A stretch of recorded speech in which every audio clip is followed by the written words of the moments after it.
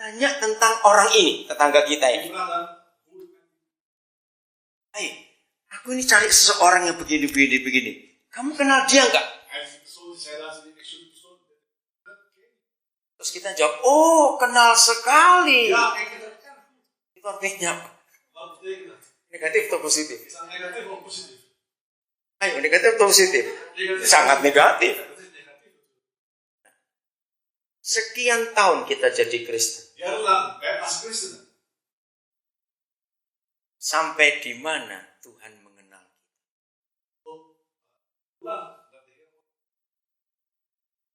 Karena lamanya kita menjadi Kristen.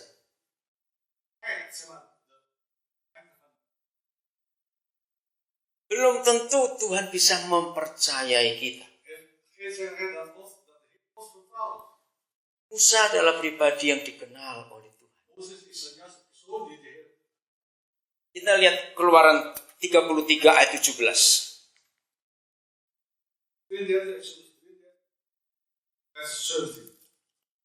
Ada satu janji yang saya paling kagum, saudara. Dan ayo kita rindu itu terjadi. Ya, silakan dibaca.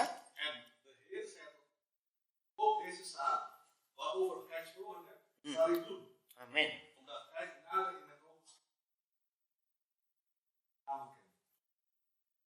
Saya beranda lebih jelas. Aku mengenal kamu dengan nama. Sampai Indonesia enggak ada, cuma aku mengenal engkau. Saudara, firman ini luar biasa. Di mana luar biasanya? Coba baca. Siapa yang nuruti siapa? Ayo baca ayat 17. Siapa yang nuruti siapa? Coba baca. Ayo, siapa nuruti siapa? Cepat lihat Alkitab, saudara.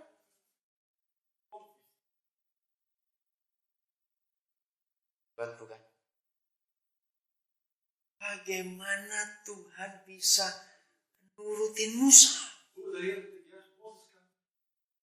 Juga hal yang telah kau katakan ini akan kulakukan.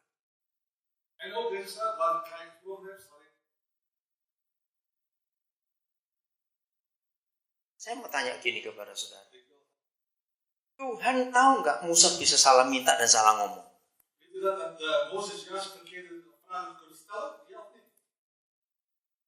Nah, bayangkan kalau sampai Musa salah ngomong dan salah minta. Tapi Tuhan sudah meyakinkan diri. Ini yang penting. Tuhan sudah meyakinkan diri bahwa Musa nggak akan salah ngomong dan tidak salah minta.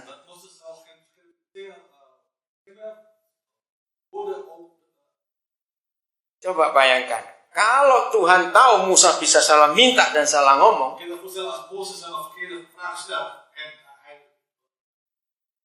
lalu kan kita kenal papa kita adalah pribadi yang nggak bisa bolak-balik ngomongan. Betul tidak? Karena kalau dia sudah bicara, dia pasti melakukan. Nah, ini kan risiko besar, saudara. Karena dia berjanji kepada Musa. Juga hal yang telah kau katakan akan kulakukan. Berarti Tuhan sudah sangat percaya Musa nggak akan salah minta, nggak akan salah ngomong.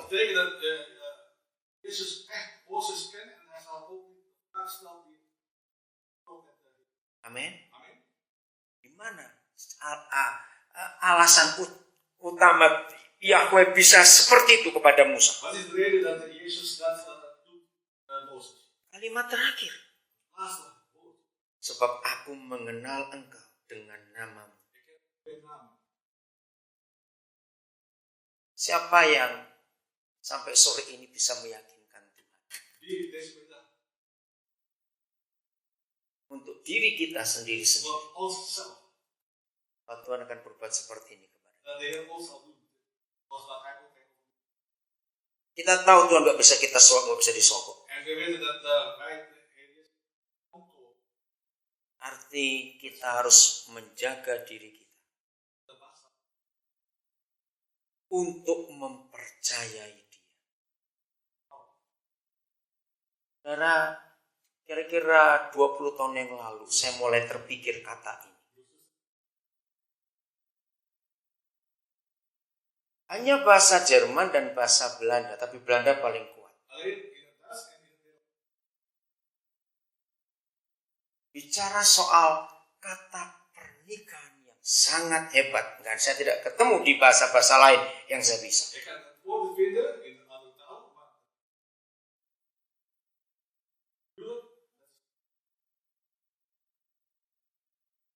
Saudara, di dalam bahasa Belanda, kata menikah adalah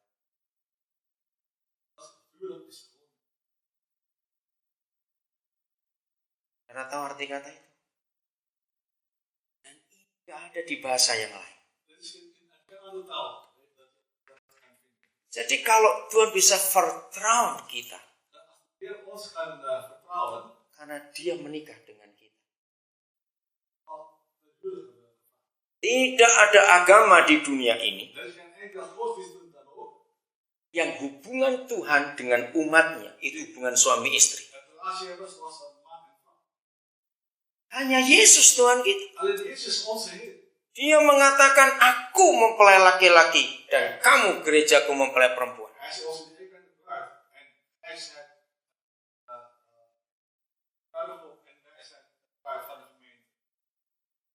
Jadi kalau ada pernikahan tapi tidak bisa traut, itu bukan menikah namanya. Betul tidak? Kata itu luar biasa. Setia kata itu. Jadi kalau itu di Indonesia kan, jadi kalau ada orang menikah ya mau setia enggak? Mau setia enggak? Mau setia tidak? Satu-satunya Tuhan di dunia ini yang berkata, aku benci perceraian.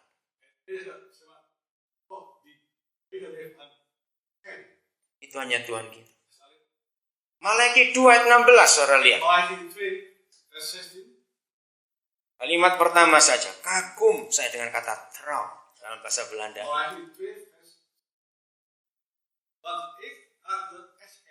Hak kata itu, perhatikan. Bukan cuma gak suka, benci. Mengapa dia benci perceraian? Ya karena melanggar kata trouw itu tadi. Bayangkan itu saudara. Jadi kesetiaan itu adalah karakter dasar dari Tuhan kita.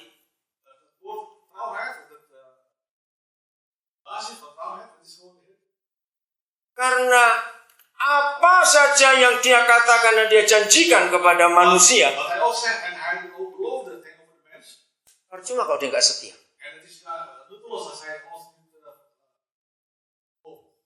Lagi sekali kata menikah trouw dalam bahasa Belanda itu hebat sekali. Jadi yang Tuhan minta dari kita adalah kesetiaan. Amin. Kalau dia melihat kita bisa setia kepada dia, di sini kita tidak menemukan dalam bahasa Inggris, bahasa Indonesia, bahasa Belanda bagus. Trust, mempercayai, itu tetap trouw dalam bahasa Belanda.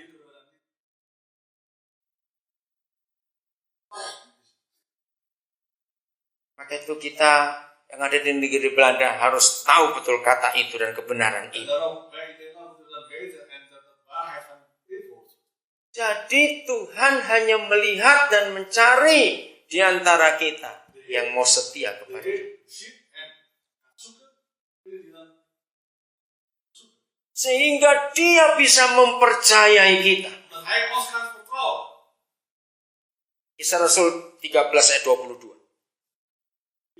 Bukan 13 ayat 22.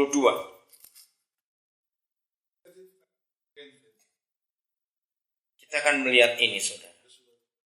Ketika firman ini diucapkan Tuhan kepada Samuel, لا تنسوا